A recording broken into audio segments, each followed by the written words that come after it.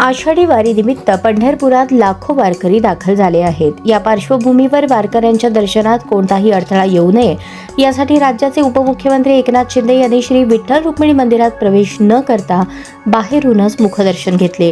वारीच्या नियोजनाचा आढावा घेतल्यानंतर शिंदे म्हणाले, पंढरपूरच्या वारीतील खरा VIP हा सर्वसामान्य वारकरी आहे. वारकऱ्यांना जलद आणि सुरळीत दर्शन मिळावे यासाठी आम्ही हा निर्णय घेतला. यावेळी मंदिर देवस्थान समितीच्या वतीने शाल आणि श्री विठ्ठल रुक्मिणीची मूर्ती देऊन त्यांचा सत्कार करण्यात आला. हा सन्मान विठ्ठलाचा आशीर्वाद असल्याचे सांगत त्यांनी तो नम्रपणे स्वीकारला. त्यानंतर उपमुख्यमंत्री शिंदे यांनी मंदिराच्या जतन व संवर्धनाच्या कामांचा तसेच प्रस्तावित नवीन दर्शन मंडपाचा आढावा घेतला.